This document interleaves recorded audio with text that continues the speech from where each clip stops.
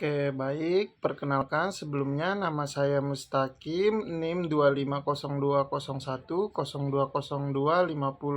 dari mata kuliah Digital Marketing kelas MJ307 dari Universitas Cyber Asia. Dosen pembimbing adalah Bapak Joko Suharyanto SEMM CPOD. Kali ini saya akan menjelaskan tentang tugas dari digital marketing, yaitu influencer marketing yang berperan dalam pemasaran digital.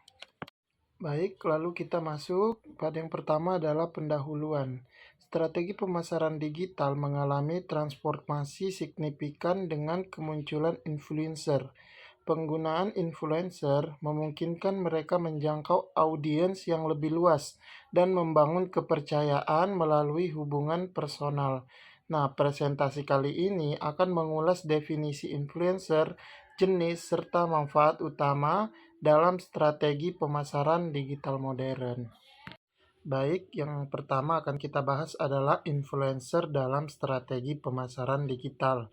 Nah, hal ini terbagi menjadi tiga.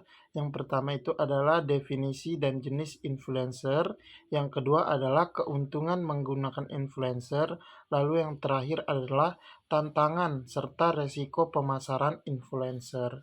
Baik, definisi dan jenis influencer. Influencer adalah individu dengan kemampuan mempengaruhi keputusan pembeli, audiens melalui kredibilitasnya dan popularitasnya. Jenis influencer dibagi berdasarkan jumlah pengikut, mulai dari nano, mikro, hingga makro dan selebriti. Peran mereka fokus pada pembuatan konten autentik yang bisa meningkatkan keterlibatan dan memperkuat pesan secara langsung. Lalu yang kedua adalah keuntungan menggunakan influencer.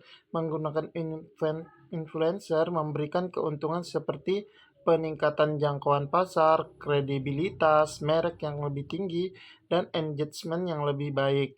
Melalui kolaborasi yang tepat, influencer mampu menghadirkan pesan pemasaran yang relevan personal, sehingga meningkatkan konversi dan loyalitas pelanggan secara signifikan.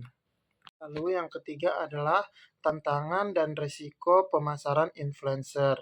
Pemasaran influencer menghadapi tantangan seperti kesulitan mengukur ROI secara tepat dan risiko reputasi jika influencer tersebut mengalami kontroversi. Nah, selain itu juga ada kemungkinan ketidaksesuaian antara nilai merek dan konten seorang influencer yang dapat mengurangi elektabilitas campaign.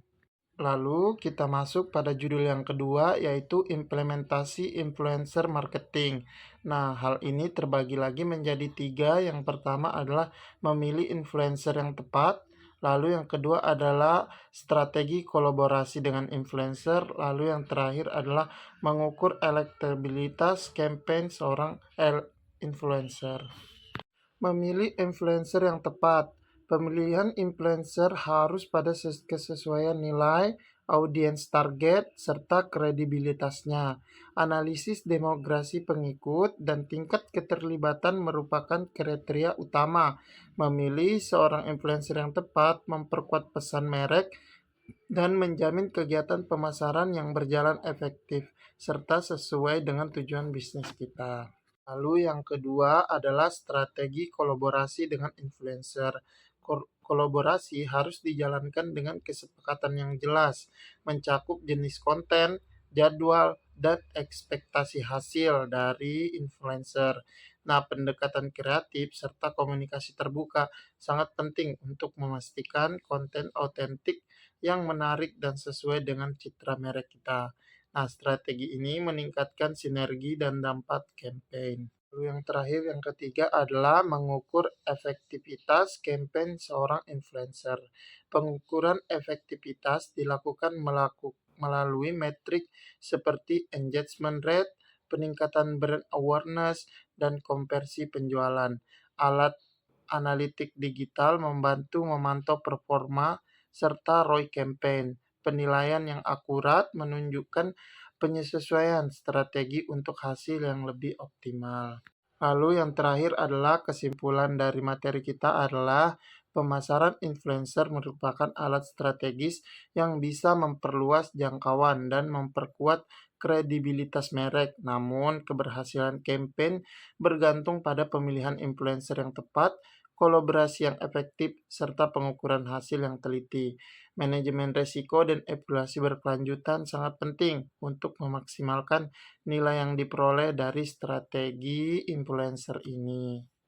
Baik, saya rasa sudah cukup materinya. Saya ucapkan terima kasih dan saya pamit undur diri.